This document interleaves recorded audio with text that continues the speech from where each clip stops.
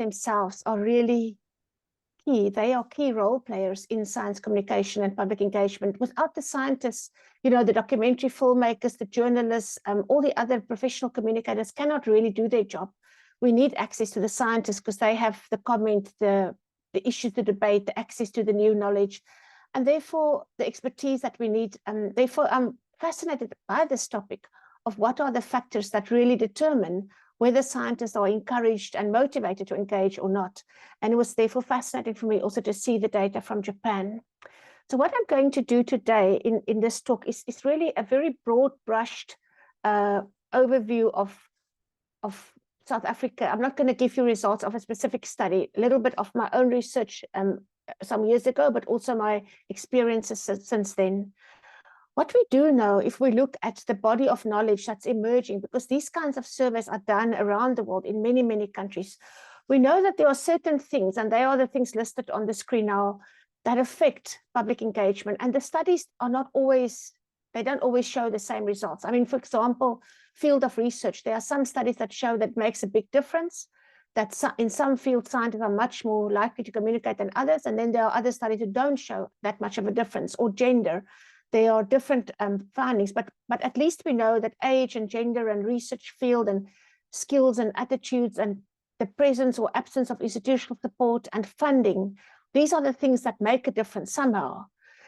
And they also make a difference, of course, to scientists in South Africa. And we also found that, and we were able to show that. But what I would like to talk to you about today is what is maybe a little bit different here in South Africa that's unique to this country, just as many countries have unique contexts and situations that would affect the engagement by scientists.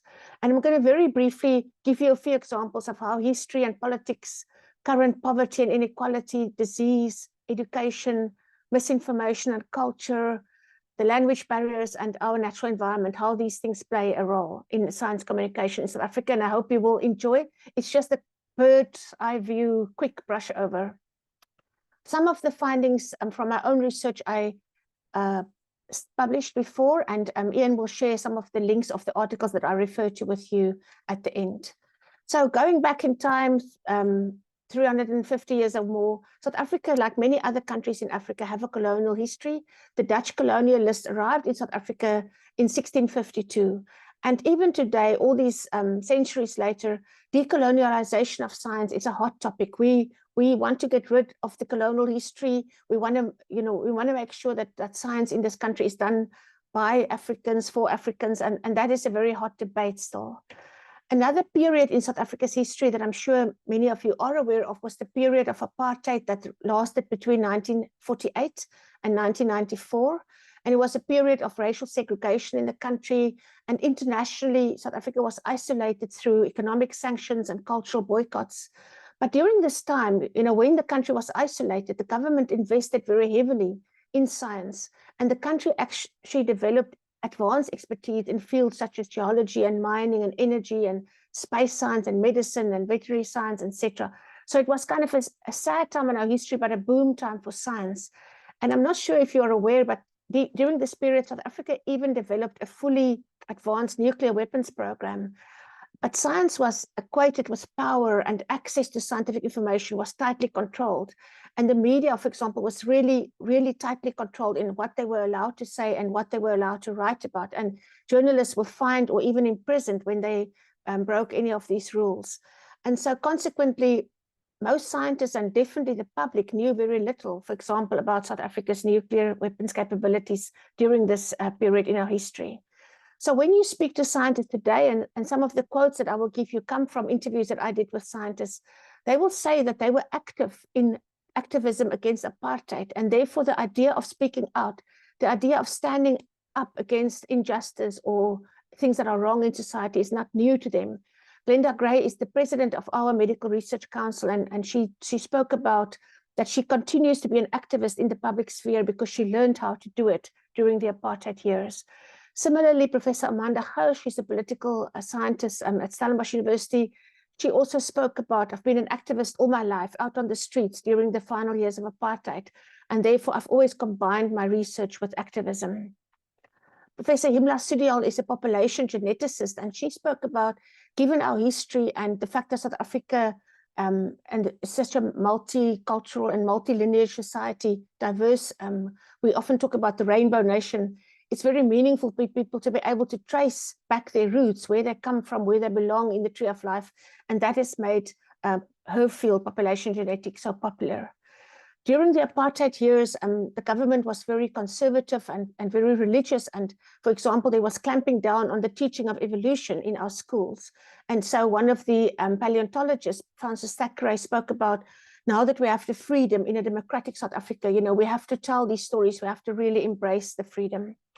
But also during the apartheid years, I said that South Africa, had some massive breakthroughs and advances. And one of the things that some of you may have heard about was that in 1967, a young doctor from Cape Town, Christian Barnard, became the first person in the world to transplant a human heart.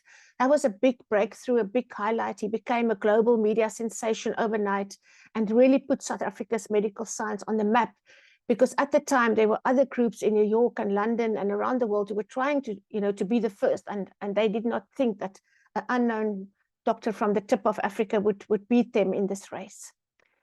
So in 1994, South Africa at last became a democracy, and President Nelson Mandela became our first president. And that was a turning moment for science and for science communication in the country, in the sense that the new government really embraced science communication as a way to correct some of the past imbalances and to give many people access to science and the opportunity to have a say in science, who had previously been denied access or very little awareness or exposure to science. So that was a good thing. And there were a number of policy documents from the government now really calling on scientists to engage with society and also making it part of the country's science strategy and science policy, and also science funding instruments. But now, almost 30 years into the democratic South Africa, South Africa remains one of the most unequal societies in the world, and millions of South Africans live in conditions of poverty.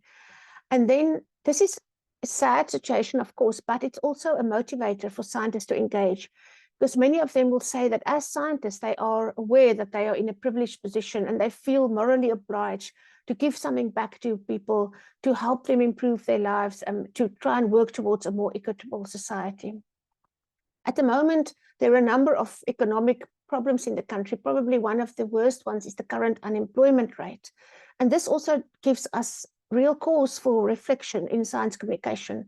How do you get people to care about advances in science when they are simply trying to survive, when they don't have food on the table? How do you involve children in science when they're hungry, for example? So these are some of the real challenges that we face in South Africa. We're also currently living through a really prolonged and increasingly serious electricity crisis. On any given day in South Africa, people are without electricity for up to 6, sometimes even as long as 10 hours. And so people who can afford it have adjusted by, inverters or solar power panels and so on. But the poor communities and children having to learn in informal settlements are really affected most by these ongoing electricity cuts. And so again, as I said, for scientists, this is an important driver. They want to give something back to society. They want to make a difference in people's lives. They want to communicate and help people to empower themselves. This is an example of a solar power panel on a roof of an informal settlement house in one of the settlements in South Africa. So this kind of thing, helping people to come up with solutions. Another example that's become very popular now is rolling out or making available to communities these sun ovens where they can then prepare food without electricity and also without firewood. So in general, I think I can summarize that motivation by this one scientist who said to me, I want to give people hope. I want them to see that science can help them prepare, can help them to cope with the challenges of living in South Africa. If you have knowledge, you can adapt and you can adjust, and you can also find employment. The other challenge I have to mention that as mentioned by many scientists as an inspiration, is that the country has a very high burden of disease, especially HIV/AIDS still, and tuberculosis, and they often go hand in hand. And one of the scientists I spoke to said, it's a tragedy in South Africa, TB, and I refuse to go down in history in a society where all these people died of TB, but I did not communicate about the issue. And tuberculosis is also one of the topics that really has given rise to very innovative and creative approaches to science communication. You can have a look if you want at this website, iwoza.com. It's a group in the Cape Flats, the sort of informal settlements in the Cape, that are really doing amazing work with communities, communicating about tuberculosis and engaging communities in tuberculosis research. During COVID, of course, we saw how some of the country's best scientists stepped forward and stepped up to the challenge to engage, to give people reassurance, to give them hope, to share the advances with them as they were made, but also to share some of the uncertainties, to be honest and transparent about what we could and couldn't do during COVID, and also to face the brunt of some public opposition and debate. I published this article about Professor Salim Abdul Karim as a case study of a scientist that became a media star in South Africa, and what made him so trusted by the media, his specific communication style. I want to say something next about education, just generally education as a crisis. The country's not doing well with education in general, and specifically performing quite poorly in maths and science. And of course, this is a big concern for current generation of scientists, because we have to care, where will the future generation of scientists and engineers come from? And so a lot of the efforts in the country to reach out, to do something, a lot of the money is spent on outreach activities that go to schools, often in very low resource environments, like you see in the photo there, but to go there and give children some hands-on experience of science in a school where there's no lab or no equipment for them to even do any practicals. But what happens now as a result of this is that a lot of the effort is aimed at school-going children. And I'm sometimes concerned that we have so few activities or few initiatives that are actually aimed at adults. And if you think about it, it's adults that have got to make decisions about, for example, vaccinations or climate change or any of these things that affect us. So there is a problem with the balance of engaging school-going children versus engaging communities between 18 and 80, for example. But many scientists say that, you know, going to science festivals and science centers, because those are the things that the government really support, they find it really inspiring, and they even enjoy it because they find it really meaningful to see the hunger in the children for information, how the children enjoy engaging with scientists, and sort of see the light in their eyes, see how enthusiastic they are. And many scientists will also talk about the value of role models. So Bhavesh Khanna, again, who said, young people must see scientists that can relate to. So young Black scientists also feel very encouraged because they know that growing up, they didn't see scientists who looked like them. And so Anisha Chinsamy-Turan, she's a paleobiologist, also spoke about how important it is for children from poor Black townships to meet successful Black scientists. And Knox Makunga, a colleague of mine at Stellenbosch University, who say that, you know, many people think that scientists are only old white men, and therefore it's so important for other scientists to go out and become visible in society. I also, another paper that we may want to look at is specifically looking at science festival in South Africa and what are the motivations for scientists to engage there. But we see that the main motivations for them are the idea that they want to excite young people, they want to inspire the youth, they want to make sure that there'll be young people who want to study maths and science. And this article looks specifically at early career scientists and what are the barriers or encouragements for them. The next one I want to say something briefly about is about mis and disinformation. Many scientists see misinformation in the public sphere and are very, very concerned about it and want to do something about it. In South Africa, this goes back to some extent to the time of HIV/AIDS, when our president at around 2000 was one of the people who denied the existence of HIV/AIDS, and who kind of was one of the people who really caused some problems in that regard. And so many of the scientists, like for example, this one, Glenda Gray again, who says, if you have a president saying, you know, that HIV does not cause AIDS, but you have a hospital full of dying babies, how can you not speak out? And again, Professor Salim Abdul Karim was also a very prominent figure at the time in actually, you know, speaking out against AIDS denialism. But of course, fake cures and things that can be misleading to people still continue today. Professor Abdul Karim also told me about, you know, at taxi ranks in South Africa, they sell these bottles of colored water as HIV medication. They call it ubejane, but he had it analyzed and it's only colored water. There's really nothing in there that can help people in any way. So that's a big concern for scientists and a motivation for them to want to speak out. The problem of misinformation in science can also become culturally sensitive when scientific views may clash with traditional knowledge systems. Now, South African government recognizes and values, traditional knowledge and indigenous knowledge systems, especially when it's valid knowledge about medicinal plants that have been passed down through generations.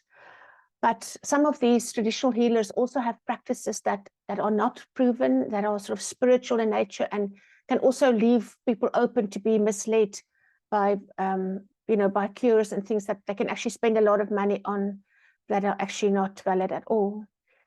And there is also some pushback in our society against this idea that, science in the West sometimes misuses Africa or South Africans, as guinea pigs for their experiments, and that they don't like that, and they sort of project what they can be classified as Western science.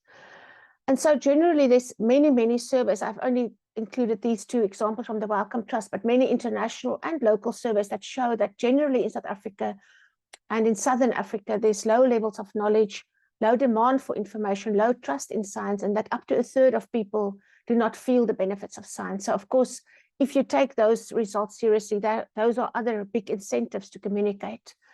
Language barriers, of course, a big thing as well. I don't want to spend too much time on it, but just to acknowledge we have 11 official languages in the country, and scientists acknowledge how hard it is, even if you speak one of the local languages, to really communicate about science in these languages.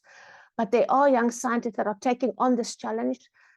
This is Sibusiso Bahele, and he's actually creating vocabulary in isiZulu for different scientific terms. Other groups are creating approaches like music and storytelling and dance and theater to overcome some of these barriers. Towards the end of my talk, I want to come to something positive and talk about how our unique natural environment and heritage also inspire scientists.